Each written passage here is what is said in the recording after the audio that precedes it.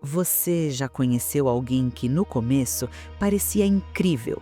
Você admirava, te fazia você se sentir bem só de estar por perto, mas que ao longo do tempo começou a te cansar, incomodar e até se tornar impossível de suportar? A lâmina da espada da justiça é fria, imparcial e corta exatamente onde a ilusão encontra a realidade. Hoje, as areias do tempo nos trazem uma história que ecoa nos corredores das grandes empresas e nos salões da alma humana. É a história de um homem que construiu um templo de ouro, mas esqueceu que o alicerce era feito apenas de seu próprio reflexo. Prepare seu coração, pois o espelho da verdade será revelado agora. Imagine um reino moderno, feito de vidro, aço e decisões rápidas. No topo deste reino, sentava-se um homem que poderíamos chamar de o líder alfa, o imperador.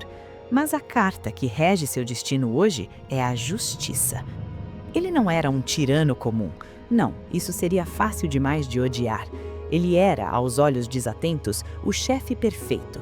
Um homem de cultura, de palavras polidas, que sabia ouvir os problemas de seus súditos com um aceno de cabeça que parecia transbordar compreensão. Ele pagava bem, era justo nas folgas, nunca gritava. Parecia o ideal encarnado de um líder iluminado. Mas havia algo no ar, uma névoa densa e pegajosa que permeava cada sala em que ele entrava.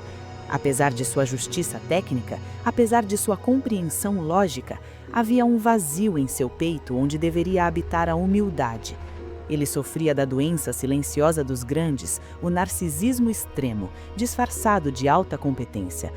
Ele não precisava gritar que era o melhor, porque ele acreditava nisso com uma fé tão inabalável que esperava que o mundo inteiro simplesmente orbitasse ao redor de sua sabedoria divina. Quando ele falava, não era para trocar ideias, mas para ouvir o som da própria voz, que ele julgava ser a melodia da sabedoria.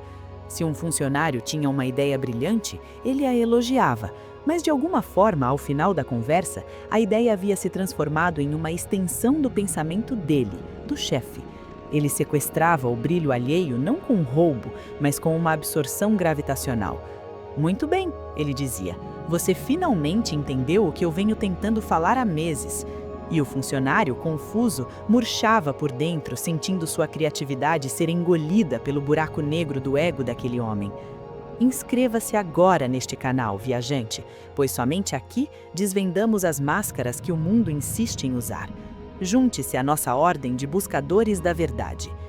Ninguém tinha o prazer genuíno de falar com ele. As conversas eram um dreno de energia vital. Ele perguntava: "Como você está?" Não porque se importava com a resposta, mas para demonstrar o quão empático e superior ele era por perguntar. Se você dissesse que estava mal, ele rapidamente contaria uma história de superação dele mesmo, transformando a sua dor em um palco para o heroísmo dele. Ele era o protagonista absoluto do filme da vida, e todos os outros eram apenas figurantes mal pagos, cuja única função era aplaudir a performance de sua existência. Os funcionários, presos pela necessidade do salário e pela confusão mental que ele causava, fingiam. Ah, como o ser humano aprende a usar máscaras para sobreviver. Eles sorriam, concordavam, balançavam a cabeça. "O senhor tem toda a razão", diziam eles, enquanto por dentro suas almas gritavam para fugir daquela presença sufocante. Eles fingiam gostar dele, e ele, cego pelo brilho do próprio reflexo, acreditava piamente que era amado. Ele olhava para a sala de reuniões e não via reféns do salário, via discípulos admirados. Ele vivia em um castelo de areia, majestoso por fora, mas pronto para desmoronar ao primeiro toque da maré da verdade. A Carta da Justiça, meus caros, não fala apenas de leis humanas. Ela fala da lei de causa e efeito, a lei do retorno, o karma. A balança precisa se equilibrar, e o peso do ego dele estava entortando o eixo da realidade. Ele, no alto de sua torre de marfim, começou a perceber algo estranho, mas sua mente narcisista rapidamente criou uma desculpa. As pessoas começaram a sair.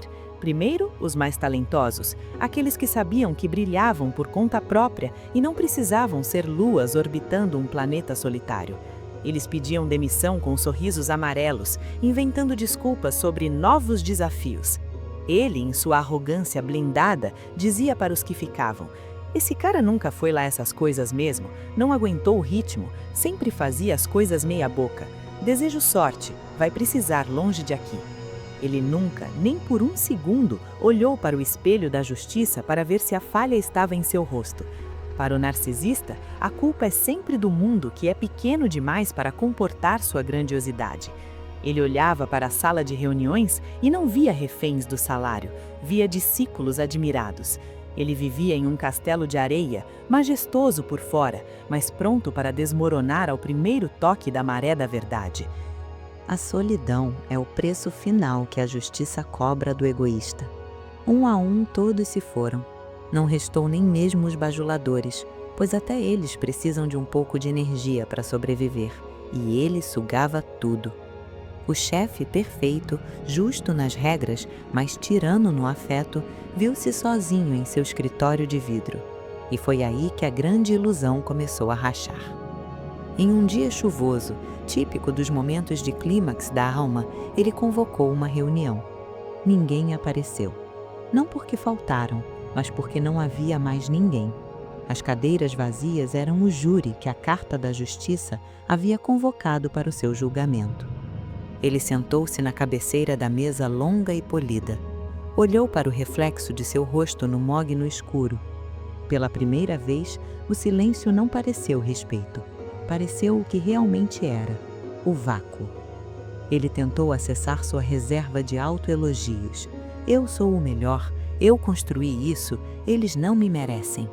Mas as palavras soaram ocas, sem ouvidos para recebê-las. O narcisismo precisa de plateia. Sem o outro para validar sua superioridade, o narcisista se depara com o abismo de sua própria insegurança. O castelo de areia desmoronou, grão por grão, levado pela água fria da realidade. Ele percebeu, talvez tarde demais, que ser o melhor não vale nada se você é o único na sala. Ele entendeu que a verdadeira liderança, a verdadeira justiça, não é sobre estar certo o tempo todo ou ser o mais inteligente do recinto. É sobre conexão, é sobre permitir que o outro exista, brilhe e tenha espaço. A balança da justiça exige que o eu e o outro tenham pesos equivalentes. Quando você coloca todo o peso no eu, a balança quebra e o jogo acaba. Ele havia vencido todas as discussões, mas perdeu todas as pessoas. Aplique isso agora em sua vida. Onde você tem sido esse chefe? Não precisa ser em uma empresa. Pode ser na sua família, no seu relacionamento ou até mesmo com seus amigos. Quantas vezes você monopolizou a conversa acreditando que sua história era a mais interessante? Quantas vezes você desmereceu a dor do outro porque a sua era maior ou mais complexa?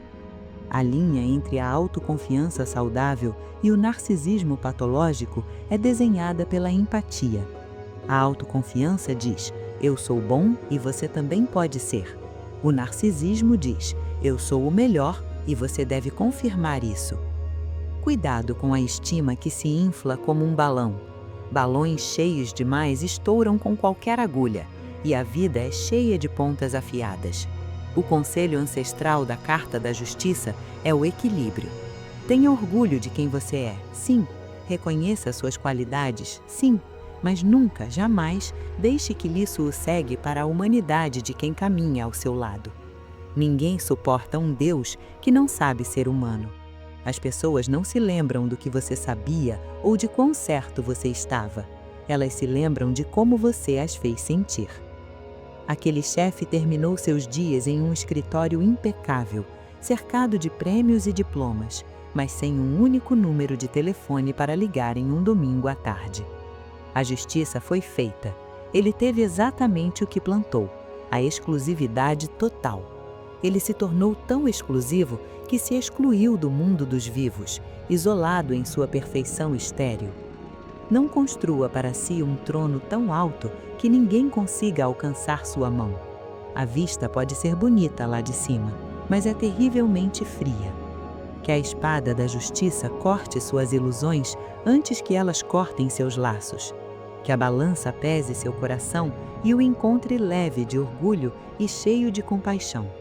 Não seja o rei do castelo de areia. Seja o jardineiro que cultiva o solo onde todos podem florescer. Isso é a verdadeira sabedoria. Isso é a verdadeira magia. Até o nosso próximo encontro, onde as cartas voltarão a falar sobre os mistérios que você esconde de si mesmo.